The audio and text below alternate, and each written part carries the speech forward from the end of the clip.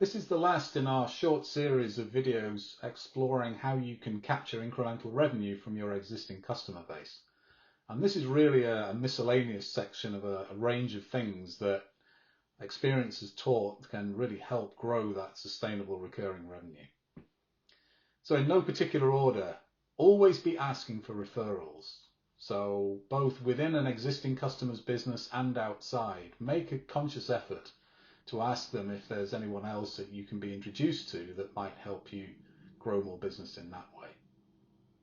Explore how you engage with customers and don't be afraid to test alternatives.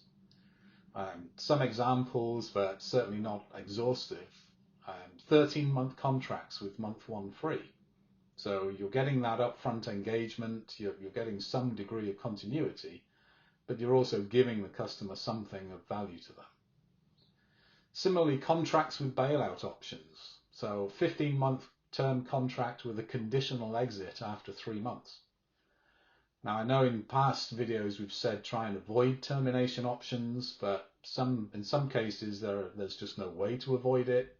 This is a neat way of ensuring that you get a decent commitment from a customer, but you're also giving them the option to bail out should they need to. Performance guarantees. If you're in a position where the use of your product or the impact of the use of your product can actually be measured by a customer, then consider setting a performance metric to hit after a defined time period. If the metric is hit or exceeded, all's good and the contract continues. You can always build in an option that says if for whatever reason that metric isn't hit, rather than simply cancelling the contract, you can offer a sliding scale of subscription fees in order for the customer to continue using.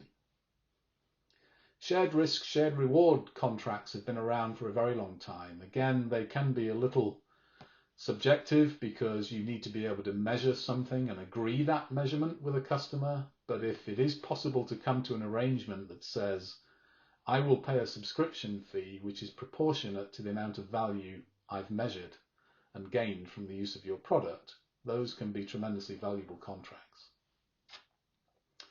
Outside of engagement models, it's unfortunate that on occasions we lose customers. So how can we mitigate revenue reduction?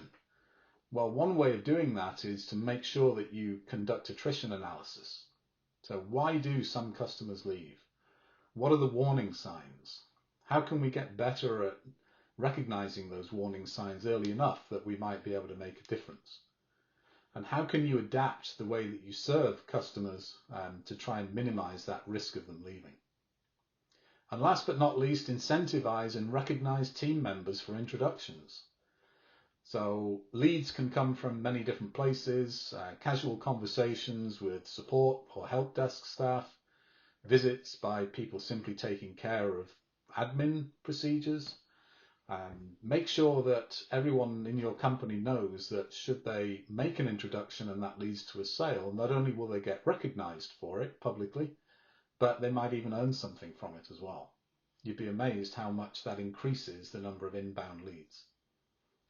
So that's it for our series around capturing incremental revenue. I hope this has been interesting. If it sparked any thoughts, ideas, or interests, then don't hesitate to DM me. I'd be happy to continue the conversations.